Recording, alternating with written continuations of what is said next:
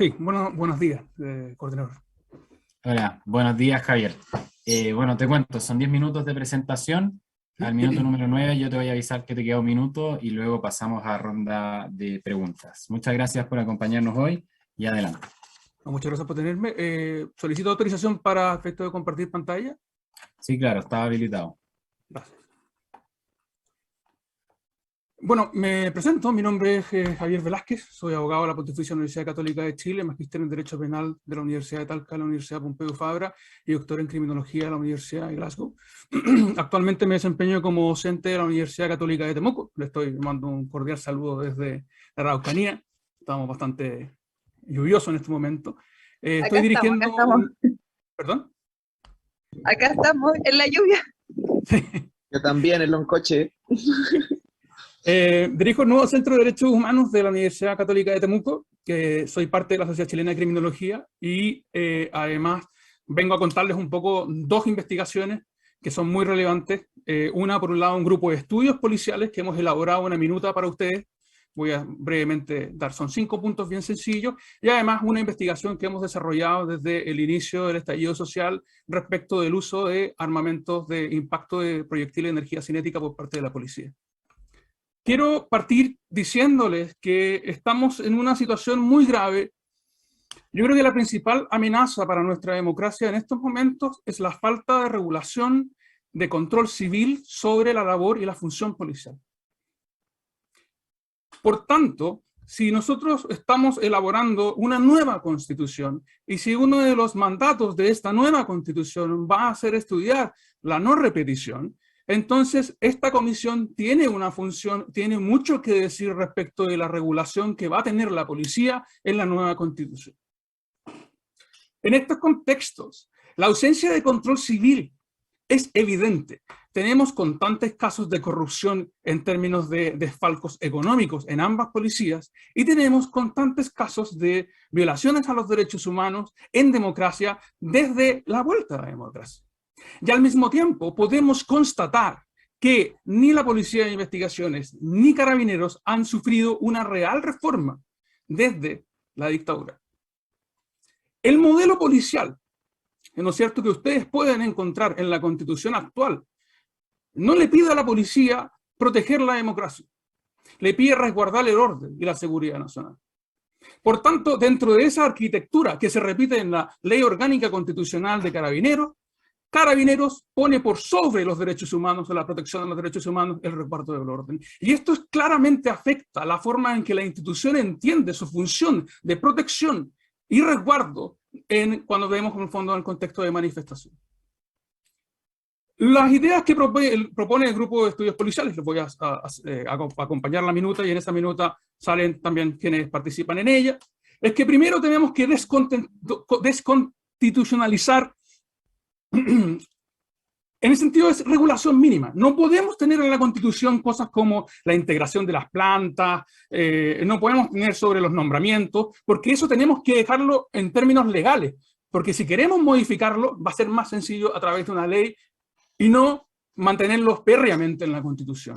Pero eso no significa que no tengamos que regular ciertas cosas fundamentales. Tenemos que regular una función de la policía en general, pero esta policía tenía que ser para la democracia y para el respeto de los derechos humanos. El modelo que tenemos que seguir es un modelo que a mí me gusta mucho, que es el británico. Porque luego de la crisis de derechos humanos que se vivió en Irlanda del Norte y en el Acuerdo de Paz de 1998, ellos empezaron a seguir un modelo en esa línea, de respeto de la democracia.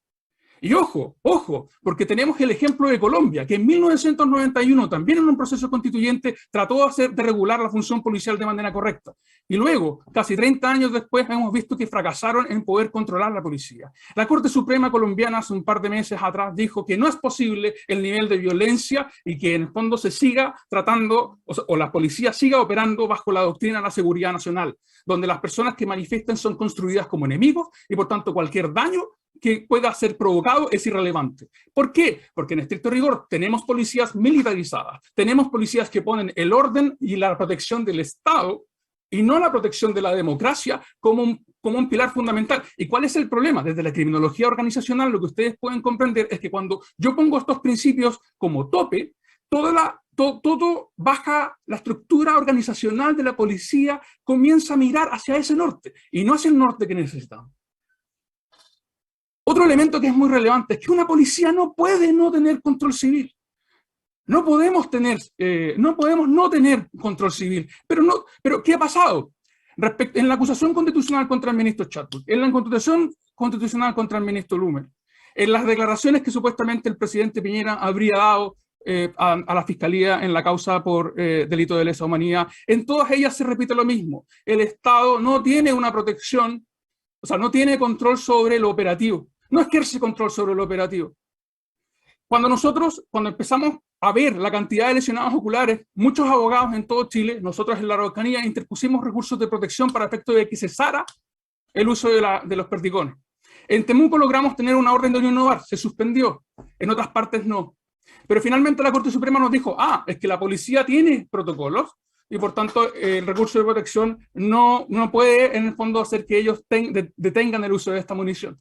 Yo les voy a demostrar que los protocolos que son públicos falsan a la verdad y cometen una serie de errores que hacen que sea más riesgoso entonces no poder hacer control. La única institución de esta democracia que ha intentado ejercer un control civil fue la Contraloría General de la República, que en el fondo presentó cargos contra diversos funcionarios de Carabineros que están actualmente en el mando. ¿Qué hizo el director general actual? Detuvo la aplicación de las sanciones y a la fecha mantiene detenido. Tanto autonomía tienen es que el Contralor General de la República se está actualmente paseando en distintos medios diciendo que no están aplicando, no se ha aplicado, digamos, las sanciones que ellos sugirieron. ¿Cómo es posible que en esta democracia la responsabilidad de mando a 2 años de lo que ha ocurrido no se ha ejercido? Nosotros en el Centro de Derechos Humanos de la Universidad Católica de Temuco hemos estado haciendo una historia del uso de la escopeta. Hemos estado tratando de localizar cuántas personas han sufrido trauma ocular antes del 18 de octubre de 2019. Y hemos encontrado casos que en la última década, hemos encontrado una treintena de casos que van desde el 2009. ¿Cuándo fue una de las primeras grandes casos de vulneración con el uso de la misma munición que se disparó durante el estallido social? En Aysén, el año 2012. Teófilo Caro, Claudio Gallardo, Sandro Campos, Alex Palma, Marcelo Hernández, Luis Cayul, todos tuvieron o trauma ocular o lesiones en el rostro con la misma munición que se utilizó después en el estallido social. O sea, no estamos hablando que la institución policial no conociera los efectos operativos de la munición. No estamos hablando de que esto no haya sucedido. Al año siguiente, desplegaron una marcadora de pintura, en el 2013, y volvieron a generar traumas oculares. Entre el 2014 y el 2019 hay varias víctimas. Por ejemplo, Alex Muñoz, es un niño que tenía 11 años cuando recibió un perdigonazo en San Joaquín, producto de esta misma munición. Entonces, ¿qué está pasando? La institución, a ver, de lo que quiero que entiendan es que más allá de las responsabilidades individuales de los funcionarios que disparan, cuando un Estado dice que va a utilizar una munición que sabe que puede mutilar y la despliega constantemente, bueno, ¿dónde está el control civil de eso? Ahora, ¿qué pasa? Sabemos que un documento secreto del año 2012, Carabineros hizo una investigación sobre cuáles eran las posibles lesiones que podían ocasionar estas municiones. ¿Qué descubrieron? Que a 5 metros es letal, que a 10 metros puede causar lesiones graves y que a cualquier distancia puede generar estallido social, o sea, estallido ocular. A 30 metros puede generar estallido ocular. ¿En qué democracia un Estado, una policía, que sabe que una munición puede generar estallido ocular a cualquier distancia, puede seguir y constantemente utilizando esa munición y negando a retirársela? Hace un par de semanas atrás, el director general de Carabineros asistió a una sesión especial de la Comisión de Derechos Humanos del Senado y se negó a retirar la munición. Para que ustedes entiendan, estos proyectiles vienen 12 proyectiles y se van dispersando en el espacio. Por ende, si yo disparo a 30 metros en contra de una muchedumbre, yo puedo lesionar en el tercio superior del cuerpo, que es la parte más delicada, a personas inocentes. Es una munición que las Naciones Unidas han dicho que no debe ser usada para el control de manifestantes, con independencia de si están manifestándose de manera pacífica o no. Un Estado es responsable por las municiones que va utilizando. Y lo que estamos descubriendo es que el nivel de impunidad y autonomía de Carabineros les ha permitido poder utilizar esta munición durante más de 10 años. Sabemos que la Carabineros tenía esta munición desde el año 2006 porque el mismo vendedor lo reconoció en una causa. Sabemos que el año 2012 tienen este peritaje y por tanto ya la institución sabía técnicamente los riesgos. Pero ¿qué ocurre? Que los protocolos de Carabineros, de a partir del año que fueron regulados en el año 2019, dicen que la munición no es letal. Siendo que ellos sabían, desde 2000, perdón. Un minuto, te queda un minuto. Ya. Siendo que ellos sabían desde el año 2012 que eran letales. Entonces, ¿qué ocurre? Vamos terminando. Que acá hay una responsabilidad grande, porque ¿quién autorizó las municiones? O sea, Carabineros durante la última década han utilizado la munición y generado lesiones oculares. Sabían por el informe secreto qué tipo de lesiones podían ocasionar. Y de todas maneras, alguien, el 18 de octubre del 2019, decidió desplegar esta munición en distintos niveles, en distintas partes del país. Se produjeron lesiones oculares como era predecible en virtud de la información balística técnica, y no la pararon. Solamente la pararon en noviembre, una vez que ya habían ocasionado más de 180 lesiones oculares. Y las responsabilidades estatales son varias. ¿Quién autorizó las municiones? ¿Quién era el responsable de regularlas? ¿Quién era el responsable de capacitarlos? ¿Quién eran los responsables del despliegue, de no retirarlas cuando se evidenció la cantidad de mutilaciones oculares que estaban produciendo? ¿Por qué no hay un control post-despliegue? Todas estas discusiones que deberán hacerse cuando se reforme la policía, también nos dan origen a responsabilidades estatales que hasta este momento no se han resuelto. Y es por eso que les vuelvo a decir, la idea es desconstitucionalizar una regulación mínima, pero una regulación que exija que las policías tienen que funcionar para proteger la democracia y para proteger los derechos humanos, no para resguardar el orden público. Que las policías tienen que estar bajo la subordinación del poder civil. Hay que desmilitarizar. No puede ser que en el fondo sigamos con la lógica de la doctrina de seguridad nacional, donde en el fondo la policía convierte en antichilenos a cualquier persona que se manifieste. Y necesitamos consagrar deberes fuertes de transparencia y rendición de cuentas, tanto en el tema del uso de la fuerza, como en el uso de los platas y los dineros fiscales. Quiero finalizar por una última palabra, es que estamos viviendo una situación muy grave. En la medida de que no exista control civil respecto de las policías, este es uno de los actuales riesgos para nuestra democracia y que actualmente el gobierno actual no ha hecho, porque el plan de modernización que ellos proponen no toca nada de lo que nosotros hemos estado diciendo. Muchas gracias. Muchas gracias, Javier. Aplauso virtual también a tu presentación. Muchas gracias por lo clarificadora y técnico también de la información. Le quiero abrir la palabra a los convencionales que tengan alguna pregunta o intervención que quieran hacer. Manuela, adelante. Hola Javier, ¿cómo estás? Y bueno, en primer lugar agradecer tu presencia y que traigas también de nuevo desde el Gualmapu del Distrito 23 la realidad de lo que se vivió también para el 18 de octubre, donde también nos encontramos muchísimas veces con Javier. Yo trabajaba en el INDH ese tiempo y nos pasamos observando la violencia policial. A nosotros también nos gasearon, nos llegaron perdigones, vimos todo tipo de situaciones de violencia y fue brutal. Nos tocó ver cómo a jóvenes, recuerdo a un chico, Sebastián de Renaico, estaba junto a su hermana, había una protesta, salió a la calle a observar y le llegó una lacrimógena en su ojo y lo perdió. Y así también Luis Jiménez, tantas jóvenes que perdieron la visión por salir a manifestarse, y es algo que es brutal y que sigue pasando y que pasa en Gualmapu, pasa en Temuco, sigue pasando en las comunidades. Es una situación de violencia que es muy, muy importante visualizar en la convención, y lamento que no esté toda la comisión, pero que pueda escuchar también las consecuencias de resolver los conflictos mediante la militarización, mediante la fuerza policial. Aquí precisamente lo que queremos hacer es otra cosa, ¿no? Resolver los conflictos sociales mediante la justicia, mediante el buen vivir, como poniéndonos esas lógicas que históricamente también nos han sometido. Y así que muchas gracias, Javier, por traerlo aquí presente. Pero también te quería llevar a otro punto, te quería consultar respecto también a otro aspecto que es súper importante, que tiene que ver con la reparación y con el resarcimiento. Cuando una, por ejemplo, presenta casos, por ejemplo, una persona es víctima de apremios ilegítimos y existe una condena firme, ejecutoria, donde se establece jurídicamente qué hace una persona que sus derechos han sido vulnerados por el Estado, por agentes del Estado, y no son unos, son bastante escasos.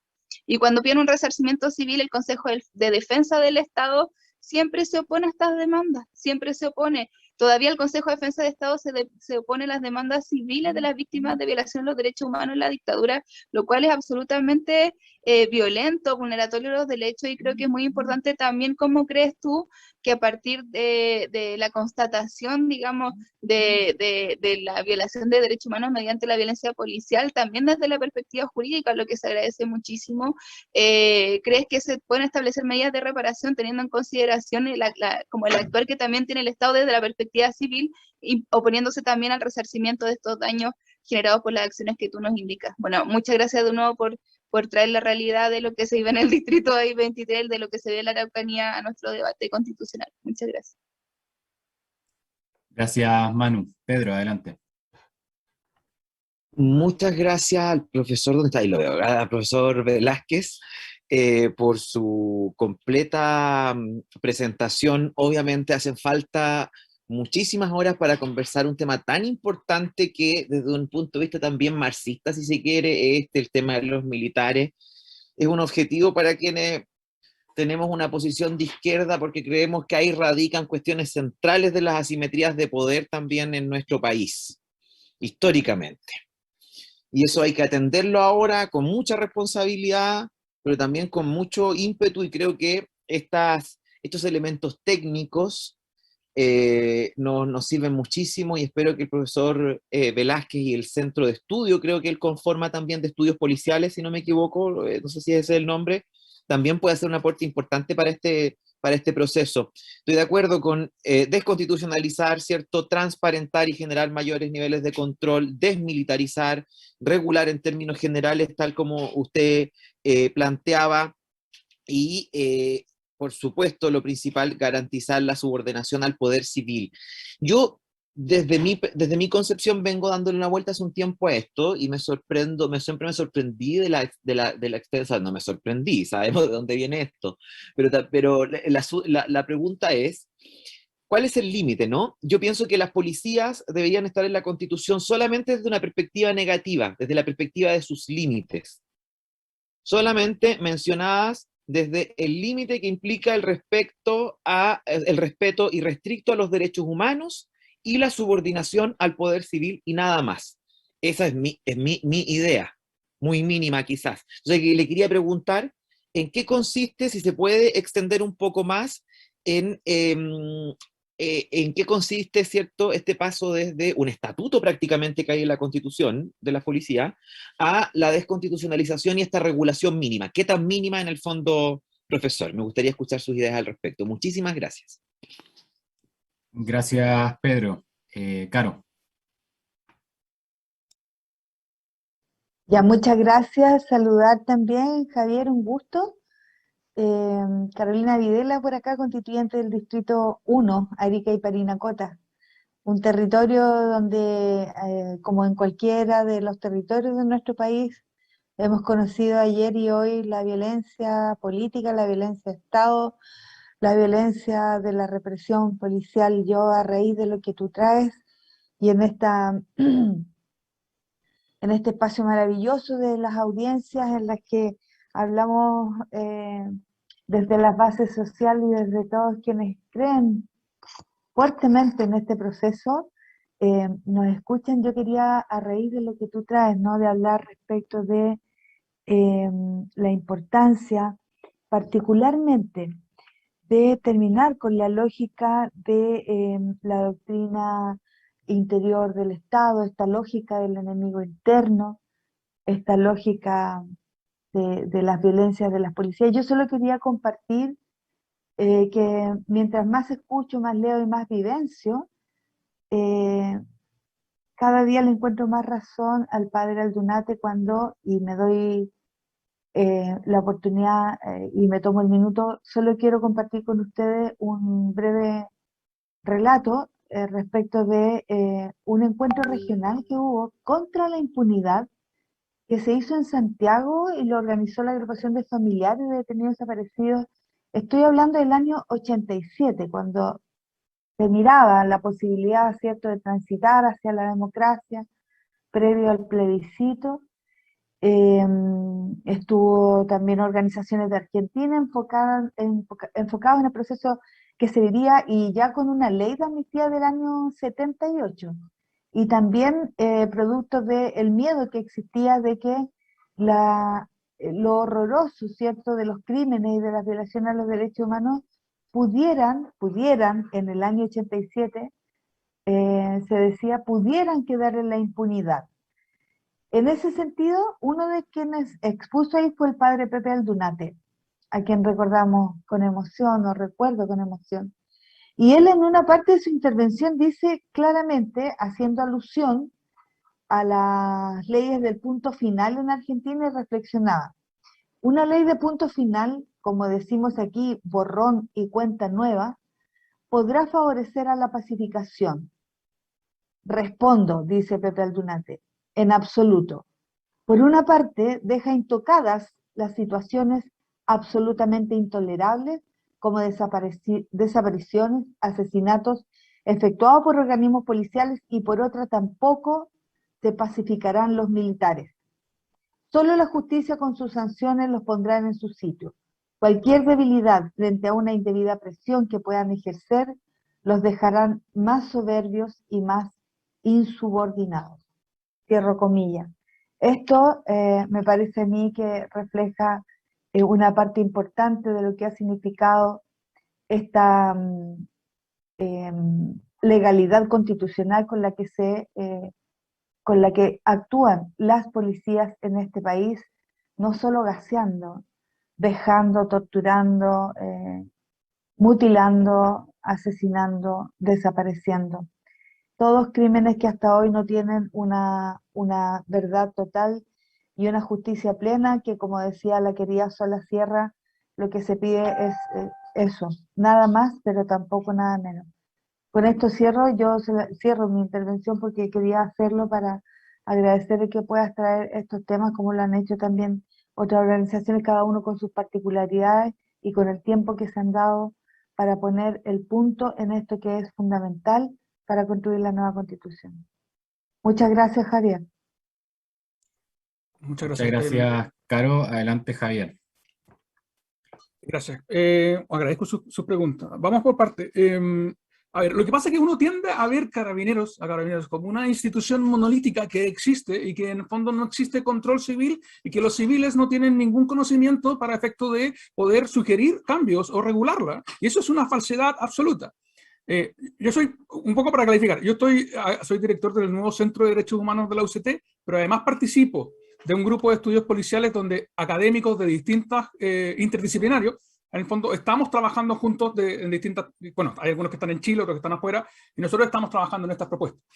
En ese contexto, lo que les quiero plantear es que lo que se ha instalado acá es que no existen expertos en Chile, en el fondo, que sean capaces para proponer cambios y sugerir aportar en este debate, lo que es falso. Entonces, respecto de cómo cambiamos esta lógica, esta doctrina, la unidad de educación de Carabineros se habla de doctrina, ¿ah? Y en estricto rigor, para hacer cambios tenemos que hacer una reforma estructural de la policía muy similar a la que hizo Irlanda del Norte después, a partir de 1998. Y yo creo que el modelo británico, que ha sido uno de los pocos modelos de reforma policial en democracia, son exitosos. En esa línea tenemos que tener cuidado, y ustedes tienen que tener mucho cuidado, de lo que ocurrió en Colombia. En Colombia, les vuelvo a decir, se intentó hacer una nueva regulación, una regulación mínima, y fracasó. ¿Por qué? Porque la institución policial hizo lobby. Y aun cuando se lograron poner cosas de protección de derechos humanos o resguardo de la democracia, finalmente la policía militarizada logró imponerse. Tanto es así que les voy a decir lo siguiente. El gobierno del presidente Piñera pidió un préstamo al Banco Internacional del Desarrollo de 48 millones de dólares y comprometió 48 millones de dólares también, que el Estado chileno está comprometido para un proyecto de modernización policial que no regula, no cambia nada de lo que es relevante que les he planteado.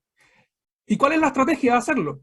Que el siguiente gobierno, si el siguiente gobierno quiere hacer una reforma policial, bueno, se va a encontrar con que hay 96 millones, 48 chilenos, 48 del Banco Internacional, que están en un proyecto distinto. que están en una línea distinta. Por tanto, se van a tomar con que van a tener que rechazar y devolver, ¿no es cierto?, ese préstamo, o bien van a tener que ver qué es lo que hacen, pero ya han gastado alrededor de 10 millones de dólares en cosas que no hacen ningún cambio. Lo que tenemos que hacer es que, ojalá, a través de la discusión que ustedes sostengan sobre la función policial, vayamos abriendo el camino para efecto de una reforma policial. Pero esto no es ideológico, esto es técnico. Y las cosas que están pasando acá, las cosas que les conté, es toda información pública. Ya a la fecha ninguna, salvo la Contraloría, ha tomado medidas. Y hace 2 semanas atrás, Carabineros acá en la Araucanía volvió a utilizar los perdigones de goma y disparó en contra de una persona. ¿En qué? O sea, ¿qué es lo que tiene que pasar, digo yo, en principio, para el efecto de que en el fondo podamos retirar las municiones para que se ejerza control civil? Porque actualmente en el Parlamento hay una ley que viene a restringir, que quiere restringir, digamos, el uso de estas municiones. Pero ¿en qué democracia tenemos que dictar una ley para que la policía obedezca? La policía debe haberla retirado hace mucho tiempo. Bueno, haciéndome cargo un poco de la pregunta de Pedro Muñoz, y después voy a de Manuel Arroyo brevemente, la idea es la siguiente. La regulación actual tiene que ser los principios mínimos, los pilares sobre los cuales una reforma policial tenga que seguirse. En ese contexto, entonces, nosotros, bueno, les voy a compartir la minuta. En la minuta proponemos que sea lo mínimo, como que la función policial. Tenemos que discutir, ustedes tienen que discutir, nosotros, que vamos a entender por una policía para la democracia, que vamos a entender una policía para proteger los derechos humanos. También tenemos que articular de manera adecuada y satisfactoria una subordinación adecuada al poder civil. Que no podamos, ¿no?, seguir en esta vorágine donde Carabineros introduce armas y no hay un control civil para fuerte retirarlas. Donde el presidente dice nosotros no controlamos lo operativo, donde la Corte Suprema dice en realidad es que si hay protocolo, entonces no nos podemos meter en lo operativo.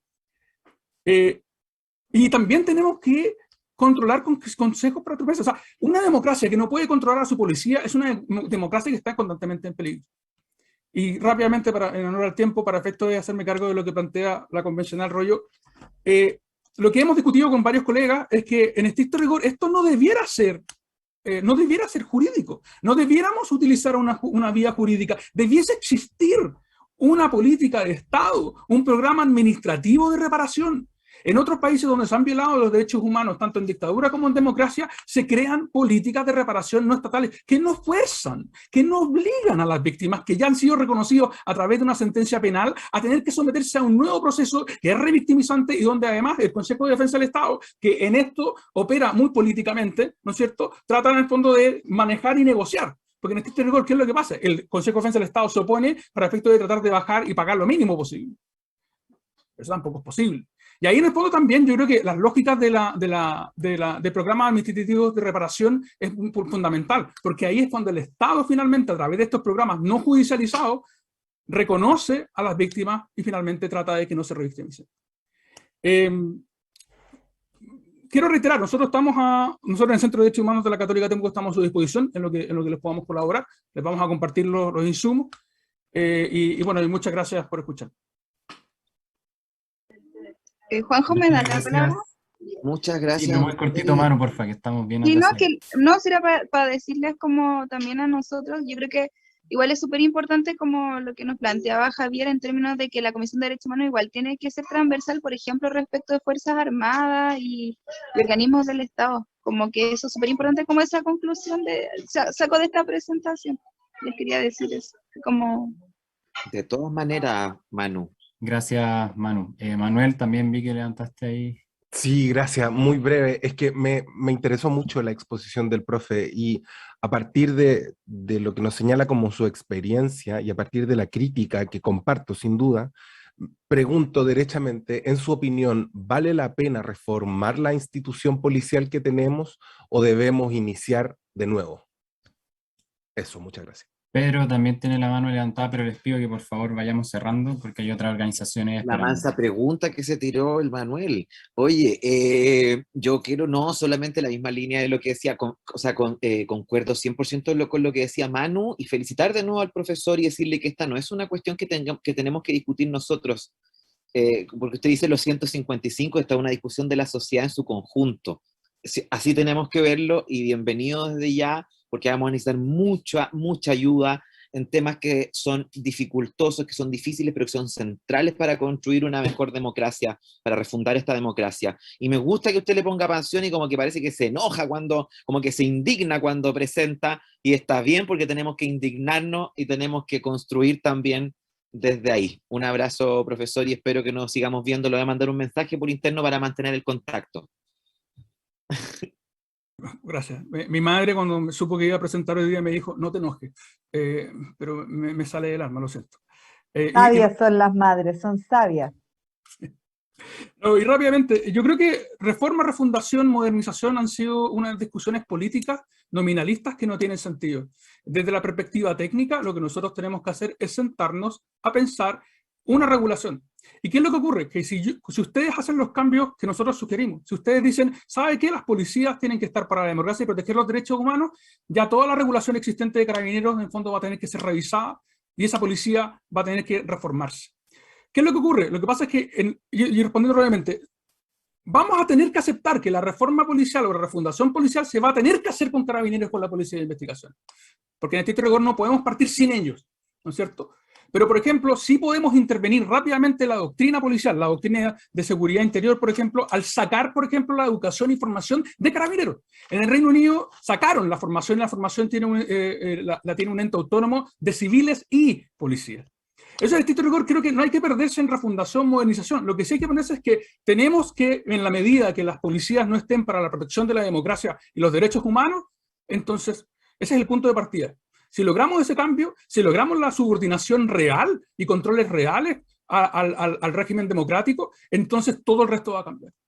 Pero ojo, porque ya hay muchas voces particularmente que se han opuesto a cualquier intento de cambio y se están generando obstáculos, como los que ya les dije. El hecho de que se hayan pedido un préstamo para tratar de hacer un plan de modernización va a obstaculizar a cualquier intento del próximo gobierno para efecto de hacer cambios refundacionales, porque en este rigor va a tener atado este préstamo. Y eso en el fondo hay que tener ojo, porque en el fondo se están generando obstáculos para que estos cambios. Y yo les vuelvo a ser muy majadero, si no logramos estos cambios, no vamos a lograrnos repetición. Porque como el listado de víctimas que les planteé en los últimos 10 años, si hace 10 años, si en Aysén se generaron traumas oculares, ¿por qué no lo vimos venir? ¿Por qué no lo controlamos lo suficiente? ¿Y por qué la misma institución no lo controló? Y ya vimos que no se controla. Entonces, yo vuelvo a insistir, el principal riesgo para nuestra democracia actual, para que no se vuelvan a generar violaciones de derechos humanos, es que no tengamos un control democrático eficiente y efectivo respecto a las policías. Y cuenten conmigo para lo que puedan necesitar. Muchas gracias.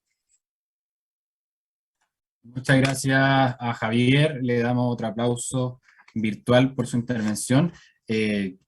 Quiero reiterar el llamado a que compartan sus presentaciones al correo cderechoshumanos@chileconvención.cl. Parezco franja publicitaria en este momento. Pero es súper importante y hacer aquí el recordatorio a los convencionales que si les interesa especialmente alguna de las presentaciones pueden dirigirse también al presentador